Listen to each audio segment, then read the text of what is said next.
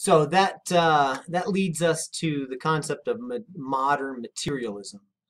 This is us, folks. Uh, it can be reduced to conspicuous waste in and of itself. Um, uh, you might ask yourself, well, what is conspicuous? It's consumption, leisure, and waste that is engaged in based on individuals' environmental power they possess. Some good examples include business executives insisting their wives stay home because they have the monetary power to do so. Or it could be uh, representative of our entire throwaway society. One of the videos that you'll watch this section is The Story of Stuff by Annie Leonard. And it takes you through the process of production and what exactly they're trying to get you to do. And you'll find that it resonates quite well with this particular chapter and many of the things that we get into as the semester goes on. Of course, some ecological implications to these types of practices.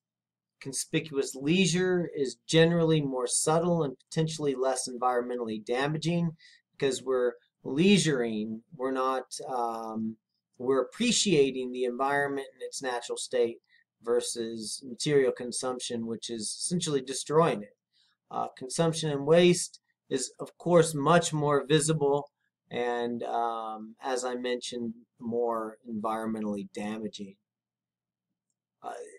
We have to remember that to be conspicuous, you must exceed prevailing community norms and levels continually rise in competition to keep up with the others or those Joneses. So what was once seen as conspicuous consumption may no longer be that. It's just the normal operating procedures because we've moved past that into even more conspicuous consumption. Of course, we have to remember that through wealth, we signal power over the environment and thus over society and thus over others. And we also have to ask ourselves, is this motivated by a hierarchy of needs? Probably not. It's more motivated by a hierarchy of society, bringing us back to social class and position and how important that is in how we define ourselves. Fred Hirsch talked about the concept of positional goods. This idea of scarcity due to not only physical limits in supply of goods, but also to social limits. People often want something because it is in short supply. If there's something out there that everybody wants and you're the only one that has it, well, then you're cool. You get the status and recognition of having something that nobody else has. And you could pay more or access networks that were better than others in order to get it. And it's these scarce goods that create opportunities for conferring that status and prestige upon those who gain access to those possessions. You're the one that had the Beanie Babies. You're the one that had the new iPhone, of course.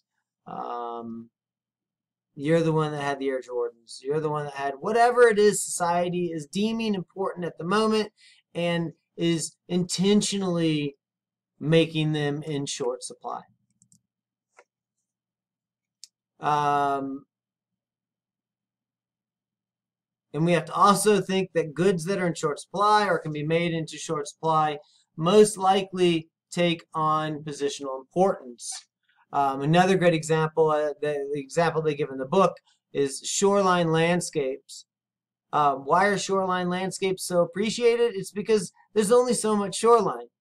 Only so many people can have them. And their limited nature, coupled with their aesthetic beauty, makes them more prestigious when you own them. Something we also have to take in consideration are the concepts of goods and sentiments.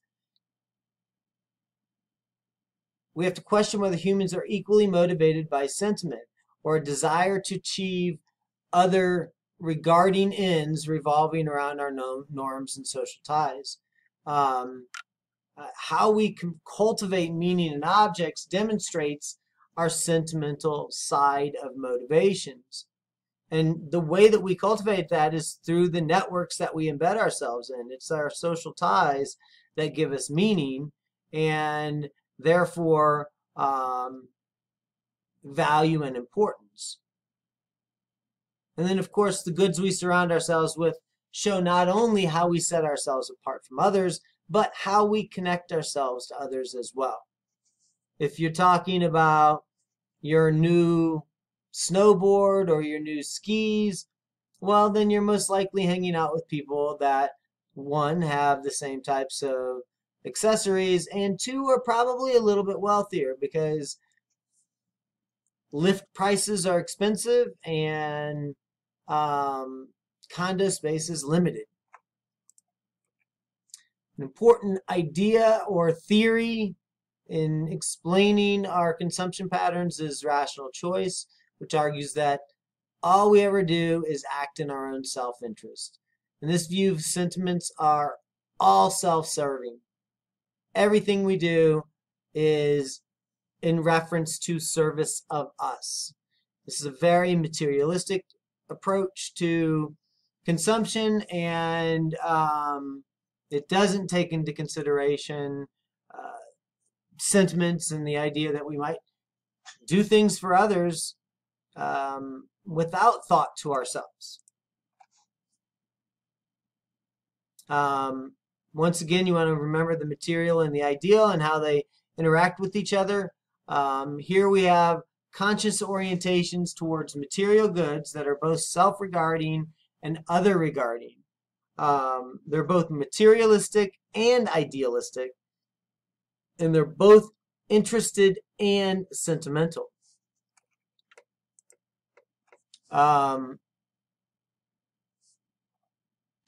When anthropologists started venturing out and interacting with new cultures, they came across the Maori people of New Zealand.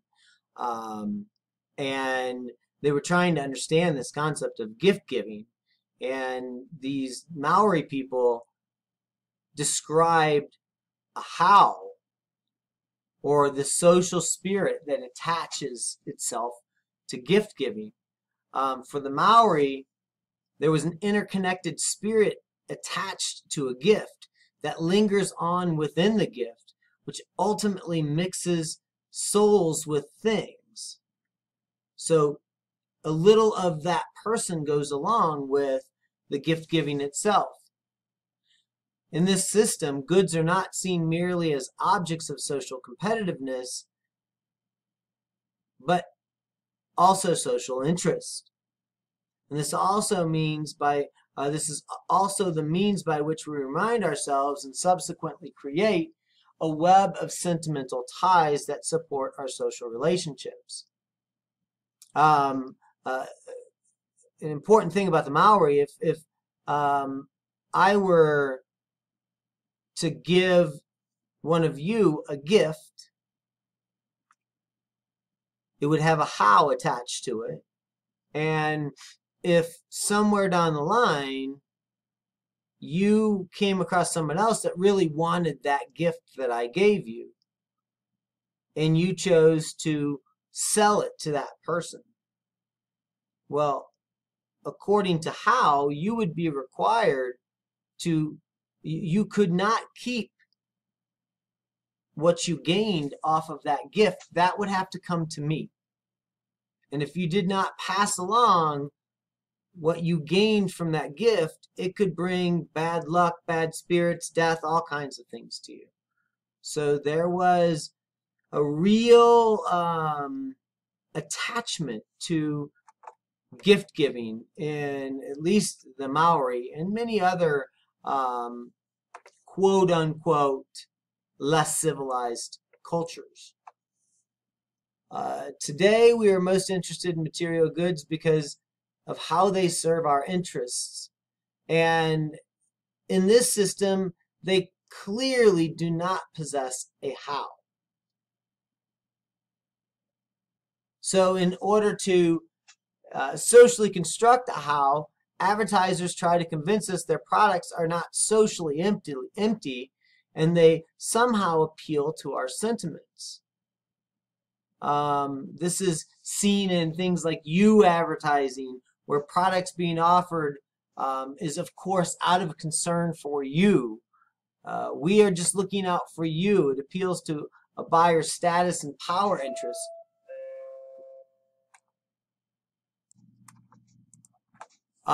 We see this appealing to our sentiments in green advertising. This sentimental appeal to the guilt we feel over our own consumptive habits. Companies try to show they are concerned about more than profit as well. So, one, they're trying to feed on your guilt. So, when I go out and I buy my eggs, and I'm looking at the eggs, I know I'm going to buy organic eggs, and then the question becomes, do I buy organic cage-free eggs? You know, and then it even says on there, these little chickens have a barn to play in and everything, and I think, oh, happy chicken day. And what are they doing? They're applying a pressure on me. They're simulating guilt, and it works. So companies try to do the same thing. They try to show concern for the environment, concern for the social good works that are being done on the planet, and a concern for social justice. Unfortunately, most of the time that they do this is shortly after a disaster. Shell's treatment of the Ogoni people was followed up by Shell giving money and attaching itself to the wildlife World Wildlife Fund's protection of tigers. BP became much more socially just after the BP spill in the Gulf of Mexico.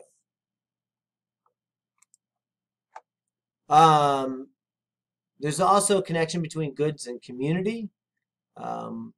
We see weaker ties to community and social networks as we possess more material goods. And once we get caught in this material consumption pattern, we try to essentially buy community. And we're doing this because some things have happened. All of a sudden we have a time crunch that's being placed on us where we're working more and vacationing less. This creates a cycle of work and spend. So we don't go on vacation anymore, so we gain identity and expression through spending patterns. And this maintains highly consumptive lifestyles that account for and justify all those hours of work. The time crunch propels environmental damage along with consumerism in and of itself. Of